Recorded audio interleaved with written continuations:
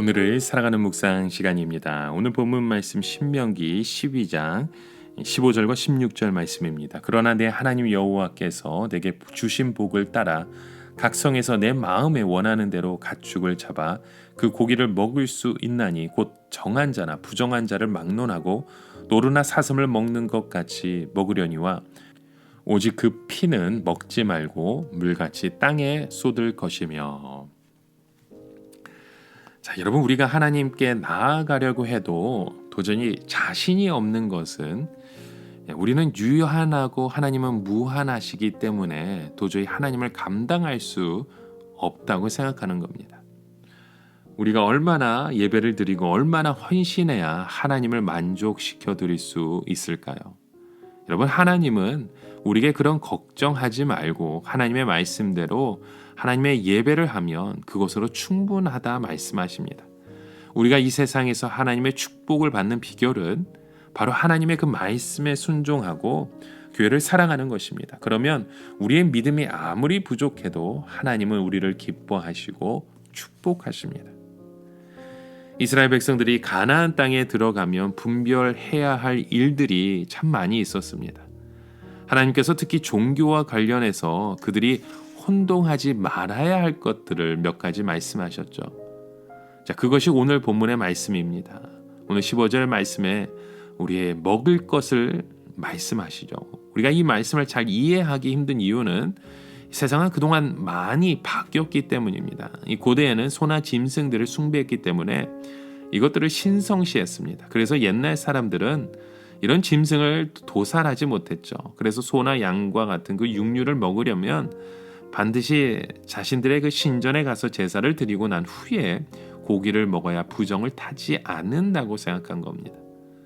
이것은 나중에 사도 바울이 로마서에서도 언급합니다. 당시 로마에서는 이 모든 고기는 신전에서 제사를 드린 고기였습니다. 이런 고기를 먹어도 되느냐 아니면 안 되느냐 하는 것을 가지고 시험에 든 사람들이 많이 있었다는 거죠.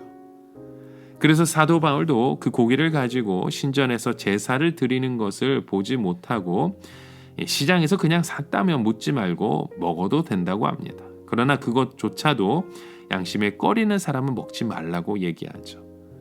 자, 그러나 고대에는 이 소나 양과 같은 그 신성한 짐승들이 반드시 신선해서 죽여야 한다는 거 믿고 있었습니다. 그래서 하나님께서는 예배와 이 식생활을 분명하게 구별하여 예배용은 성전에서 도살해서 하나님께 바치고 그냥 먹을 것은 가까운 곳에서 도살해도 아무 상관이 없다고 가르쳐 주신 것이죠. 그러니까 소고기나 양고기를 먹으면 벌벌 떨 필요가 없다는 뜻입니다. 모든 것을 감사하게 먹으면 되는 것이지 이 소가 나에게 저주를 내리지 않을까 두려워하지 말라는 것입니다. 자, 그렇다면 왜 하나님께서 고기를 먹어도 된다고 하시면서 오늘 본문 16절에 그 피를 금하시는 것일까요? 아무리 육류라 하더라도 생명의 소중함은 어떤 경우에도 있어서는 안 된다는 뜻이겠죠. 특히 피는 하나님의 신앙에서 핵심입니다. 구약 성경에 보면 짐승들의 피로 죄사함을 받았고 예수님의 피로 우리가 죄 씻음을 받았습니다. 우리도 사람들이 수술을 하거나 병원에서 치료를 받을 때 피가 모자라면 수혈을 받아야 하는데 피가 감염되거나 이제 오염이 되면 결국 그 피 때문에 우리도 죽게 됩니다. 사실 고기를 먹는 것과 피를 먹지 않는 것은 무슨 차이일까 생각하는 것들이 있죠. 기왕 짐승을 죽였는데 그 피를 먹지 않는다고 해서 그 짐승이 살아날 일도 없는데 그래서 좀 먹어도 되지 않냐라고 생각할 수 있습니다. 자, 그러나 하나님께서 우리에게 작은 순종을 요구하고 계시는 겁니다. 우리가 생각하기에 별것 아닌 것 같지만 하나님께는 아주 중요한 것들이기 때문에 우리는 하나님이 하지 말라고 하시는 것은 대수롭게 보는 것이 아니라 그곳에서 잘 순종하여 하나님의 복된 자녀가 되어야 하는 것입니다.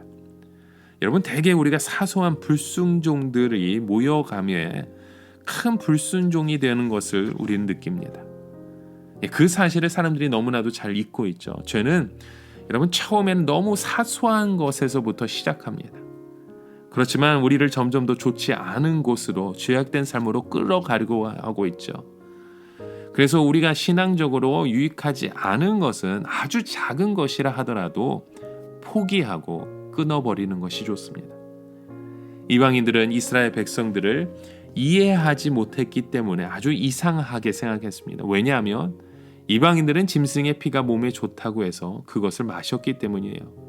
그러나 이스라엘 백성들은 절대로 피를 마시지 않고 하나님 앞에서 죄를 씻는 데 썼습니다. 아주 사소한 일이라도 나 자신의 욕심이나 다른 사람들이 하고자 하는 대로 하지 말아야 될 것이 있다는 겁니다. 우리는 다른 사람을 살리는 사람들이고 우리 자신을 다른 사람들에게 내어주는 사람이라는 것을 잊지 마셔야 합니다. 하나님께서 가나안 족속들을 가나안 땅에서 몰아내시는 이유가 바로 그들의 우상과 음란 때문이었습니다. 그들이 우상에 빠지고 나중엔 자기 자식까지 죽여서 우상에 바친 이유가 무엇입니까? 왜 이렇게 우상을 숭배할 수밖에 없었던 겁니까? 바로 그들 안에 있는 두려움 때문입니다. 하나님을 아는 또 하나님을 믿는 그 믿음 없이 이 세상을 살아가려고 하니까 하루하루가 두려워서 결국 우상을 섬기게 되는 것이고 거짓된 사제들이 시키는 대로 자식을 죽이고 더 깊은 미신에 빠질 수밖에 없었던 겁니다.